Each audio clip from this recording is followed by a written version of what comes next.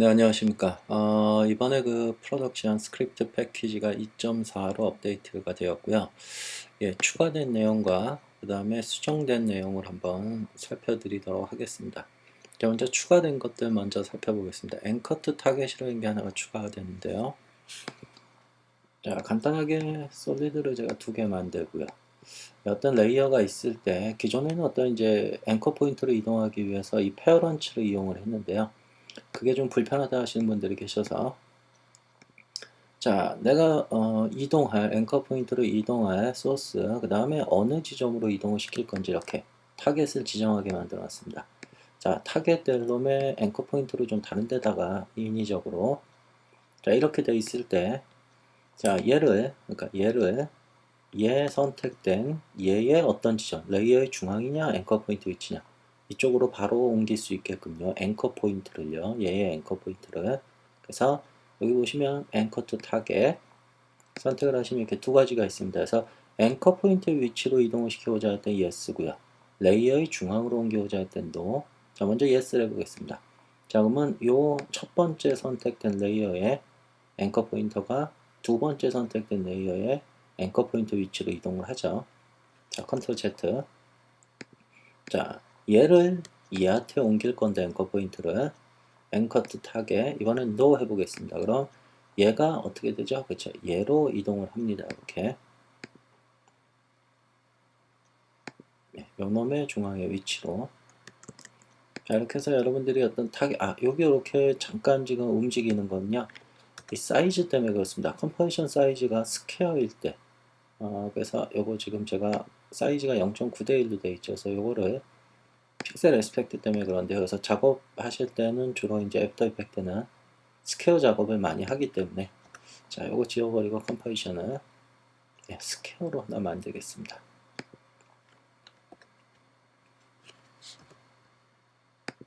네, 그래서 스퀘어에서 해보시면은 전혀 이동함이 없습니다. 자, 요놈 얘를 얘의 앵커 포인트 이동시켜 놓겠습니다. 그래서 얘를 얘한테 앵커 투 타겟 no 하면 정확히 이쪽으로 이동되죠.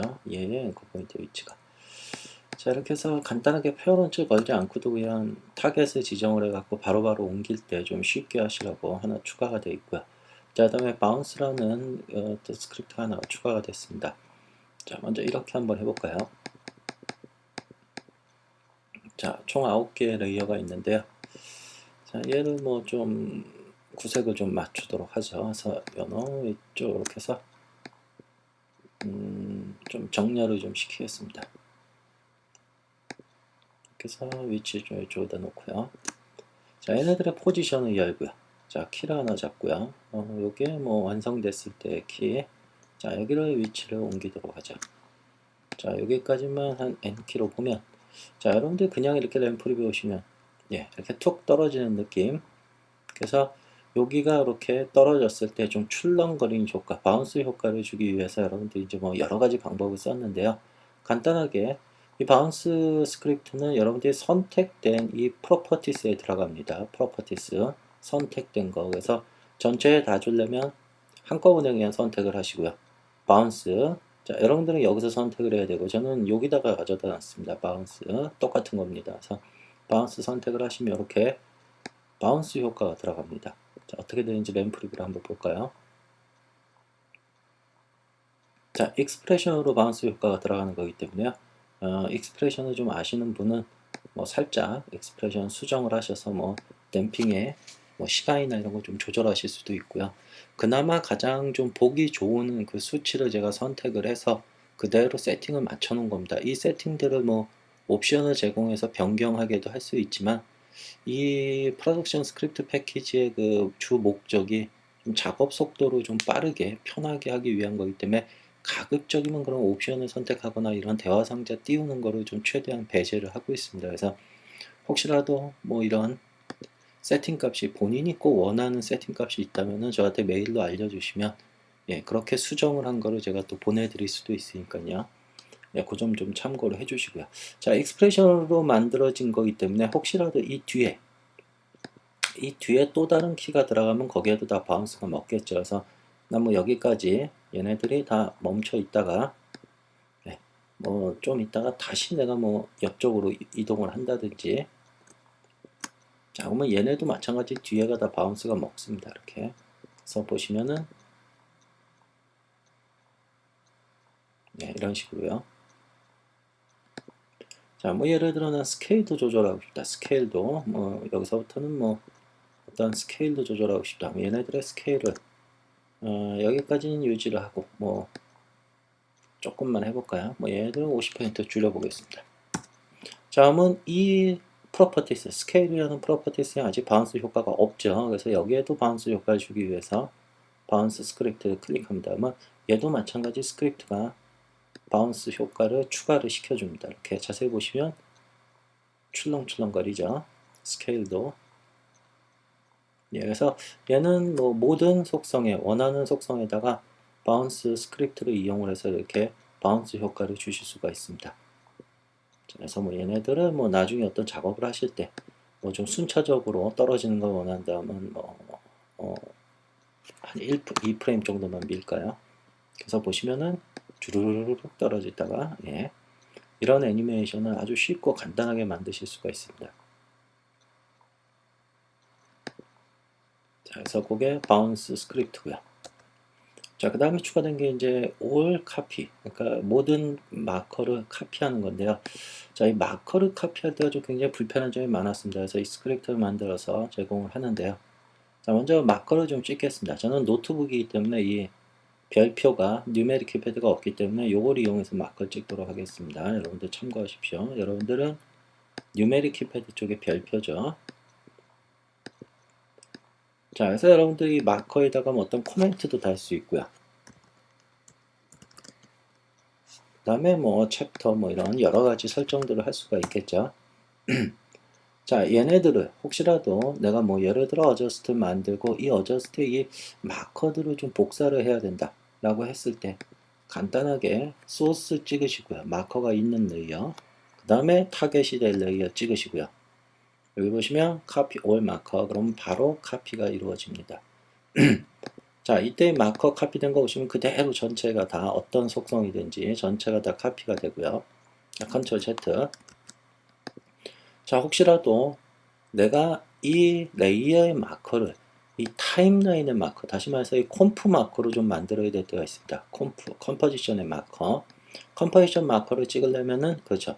아무것도 선택하지 않은 상태에서 마커를 추가를 하시면 이렇게 컴포지션 마커로 들어가죠. 마커로. 자, 같은 방법을 제공을 하는데요. 소스를 찍고요. 타겟을 찍지 않습니다. 타겟을 찍지 않고 단지 그냥 소스 하나만 찍고요. 마커 있는 레이어.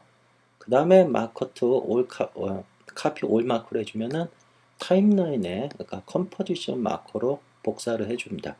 자, 컴포지션 마커에는 제가 이 코멘트나 이런 것도 다 같이 복사를 하게 할 수도 있었는데 이 타임라인 마커 쪽에 그것까지 좀 들어가니까 오히려 더 복잡해 보일 수 있고 또 불필요한 경우가 많더라고요. 타임라인 쪽에는.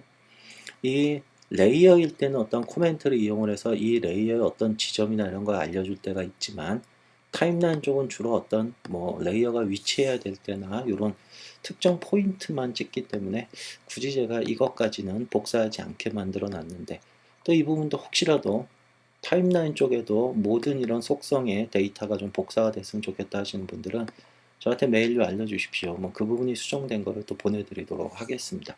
자, 어쨌든 소스 찍고 타겟 찍고 카피 올 마크 하면은 이렇게 타겟 레이어로 카피가 되고요. 소스만 찍고 실행시키면 타임라인 컴포지션 마커로 카피를 하게 됩니다. 그 다음에 마스크 추가하는 게 있는데요. 1피스 원형의 마스크나 그 다음에 라운드 렉탱글 혹은 렉탱글 마스크 요거죠. 원형의 마스크 혹은 라운드 렉탱글 그 다음에 렉탱글 마스크. 자, 이 마스크 추가 툴은 왜 만들어 놨느냐, 해보시면 좀 아시겠지만 좀 이 마스크 추가하는 게 복잡할 경우가 많습니다. 이렇게 다량의 솔리드에다가 어떤 다량의 레이어에다가 한꺼번에 마스크를 추가하는 게 쉽지가 않죠. 자, 얘네들 좀 보기 좋게 자, 이 마스크 추가하는 툴은 자, 전체를 다 선택하고 내가 얘를 더블 클릭한다고 해서 원형의 마스크가 들어가지 않습니다. 새로운 쉐입 레이어가 들어가 버리죠. 자, 혹은 얘네들을 전체 선택하고 레이어, 마스크, 뉴 마스크 이 메뉴가 활성화가 안 됩니다. 오직 얘네들은 하나의 레이어가 선택됐을 때만 활성화가 되고요. 그 다음에 하나의 레이어만 선택됐을 때 얘네들 더블 클릭하면 이렇게 원형의 마스크가 추가가 되죠. 자, 근데 이런 식으로 모든 레이어에다가 다 마스크를 추가하려면 좀 힘들죠. 그래서 이런 스크립트를 이용을 하면 원하는 레이어를 다 선택을 해주시고요. 일리피스 마스크 여러분들은 여기 있을 거고 저는 여기다 갖다 놨습니다. 아이콘으로. 자, 그래서 얘를 클릭을 해주면 한꺼번에 이렇게 원형의 마스크를 다 추가를 해줍니다.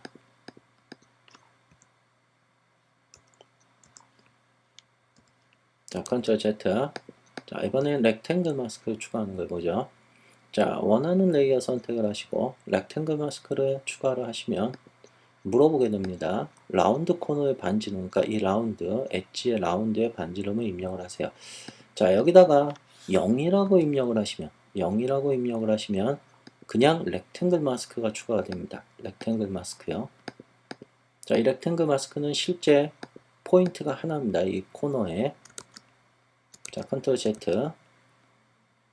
자, 렉탱글 혹은 라운드 렉탱글 마스크 추가를 하실 때 이 코너의 레디우스 값을 0 아닌 값을 입력을 해주시면 좀 크게 할까요? 80 정도. 자, OK 누르면 이렇게 라운드 렉탱글 마스크가 들어갑니다. 자, 라운드 렉탱글 마스크는 실제로 포인트가 그쵸 코너에 이렇게 두 개씩이죠. 자, 이렇게 해서 여러분들이 좀 여러 레이어에 동시에 어떤 마스크를 추가하고자 할 때 좀 쉽게 작업을 하시라고 제공을 해드리는 겁니다. 자, 그 다음에 이제 수정된 부분을 한번 살펴보도록 하겠습니다. 수정된 거는 이제 시퀀스 레이어가 좀 수정이 됐는데요. 자, 좀 굉장히 많은 부분이 좀 수정이 됐습니다. 저 시퀀스 레이어는. 그래서 좀 한번 잘 보시기 바랍니다. 자, 먼저 솔리드로 하죠, 그냥. 자, 내가 시퀀스 정렬시킬 레이어 선택을 하시고요. 시퀀스 레이어. 자, 먼저 한번 설명을 드리고 보여드리도록 하죠. 0값을 사용하면 컴포지션의 길이라는 건 컴포지션의 처음부터 끝까지 길이에 맞게 레이어들이 자동으로 길이가 조절이 됩니다. 그 다음에 0 사용 시 동영상에다가 적용을 할 때는 동영상이 혹시라도 컴포지션의 길이에 맞추는데 동영상의 길이가 짧다면 자동으로 스트레치 됩니다. 스피드가 늘어나든지 줄든지. 그 다음에 0값도 사용할 때 여기 보시면 가장 앞쪽에 있는 포인트, 다시 말해서 레이어들이 이렇게 동일한 위치에 있지 않고 이렇게 위치가 다를 때 기준이 되는 지점, 그러니까 정렬이 시작되는 기준은 항상 가장 앞쪽에 있는 레이어의 인포인트부터 정렬이 된다는 겁니다. 좀 다소 복잡해 보일 수 있는데요. 자, 일단 0이라는 값을 쓰면 어떻게 되는지 보겠습니다. 그냥 기본값 0을 쓰면 OK로 누르면 컴포지션의 길이에 딱 맞게 레이어들을 자동으로 이렇게 길이 조절해서 딱 맞춰줍니다. 자, 이때 정렬되는 방향, 이 방향은 여러분들이 레이어 어떻게 선택하느냐, 위에서부터 아래로 선택하느냐, 아래서부터 위로 선택하느냐, 이거에 따라서 틀려지겠죠. 자, 그 다음에 이제 두 번째 옵션을 보죠. 자, 시퀀스 레이어. 자, 내가 여기다가 원하는 값을 한 1초, 프레임 단위입니다. 30프레임 1초죠. 1초씩 시퀀스 정렬을 시키겠다. 자, 확인을 누르면 이렇게 1초씩 시퀀스 정렬이 됩니다. 1초씩. 컴포지션이 5초네요. 좀 더 짧게 해볼까요? 시퀀스 레이어. 그래서 10프레임씩만. 오케이. 자, 컨트롤 Z. 자, 그런데 얘가 여기서부터 이렇게 제각각 되어 있다 이겁니다. 레이어들이. 자, 이랬을 경우 전체 선택을 하면 어디가 그 정렬의 기준이 되냐면 요 레이어 있죠. 가장 앞쪽에 나와 있는 요 레이어, 요 지점을 기준으로 정렬이 이루어집니다. 시퀀스 레이어 한 10프레임으로 하겠습니다. 오케이. 여기서부터 시작을 하죠. 자, 이때도 여러분들이 나는 요 레이어들이 요 순서대로, 그러니까 요 시간대 순서대로 좀 정렬을 시키고 싶다. 그러면은 여러분들이 선택을 하실 때, 이 레이어 선택을 하실 때 순서대로 선택을 해주시면 됩니다. 가장 처음에 있는 거 얘죠. 두 번째, 세 번째, 네 번째, 얘가 좀 앞인가요? 다섯 번째, 여섯 번째. 자, 이런 식으로 선택을 하고 시퀀스 정렬을 시키면 그 레이어 선택된 순서대로 10프레임 길이로 맞춰서 정렬이 이루어지게 됩니다.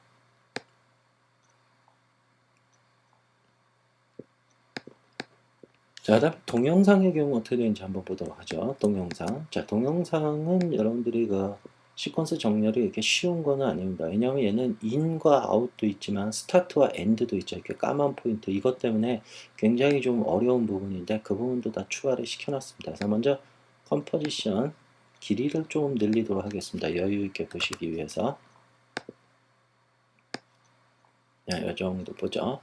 자, 먼저 얘네들은 길이가 있기 때문에 더 이상 늘어날 수가 없죠. 줄 수는 있지만. 자, 그런데 얘네들을 가져다가 시퀀스 정렬을 시킬 때, 시퀀스 레이어. 자, 0값을 사용을 하면 어떻게 되는지 보십시오. 이게 과연 늘어날 수 없는데도 어떻게 되는지 오케이 누르면 늘어나죠. 자, 늘어나서 이렇게 정렬을 전체 컴포지션에 맞춰주는데, 자, 이때 얘는 실제로 뭐 스타트점, 아웃점 이게 늘어난 게 아니고 스트레치가 된 겁니다. 스피드를 조절시켜서 얘는 260%, 얘는 520%, 얘는 430% 이렇게 스피드를 늘려서 어떻게든 컴포지션에 딱 맞게끔. 자, 컨트롤 Z. 자, 얘가 만약에 시퀀스 정렬시키겠습니다.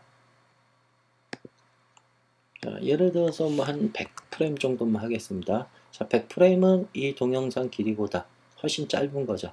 자, 이렇게 100프레임 했을 때 혹시라도 얘가 또 스트레치로 줄어드느냐? 그건 아닙니다. 동영상이 내가 지정한 이 프레임 수보다 여유가 있다면 아웃점을 트림시키게 만들어놨습니다. 아웃점을. 그래서 확인을 누르시면 이렇게 아웃점이 트림이 되면서 그래서 동영상의 시작이 정확히 시작점에서부터 시작할 수 있도록. 자, 얘도 마찬가지로 순서가 어떻게 돼 있던 가장 앞쪽에 있는 것부터 정렬이 이루어지게 됩니다. 그래서 얘, 그 다음에 얘, 그 다음에 얘 이렇게 세 개 선택을 하시면 그거에 맞춰서 스타트점은 항상 가장 앞쪽에 있는 레이어 인포인트 이렇게 해서 원하는 시간대만큼 정렬이 이루어지게 됩니다. 자, 그 다음에 이제 프리컴프. 자, 이 프리컴프 같은 경우도 이제 조금 수정이 됐는데요.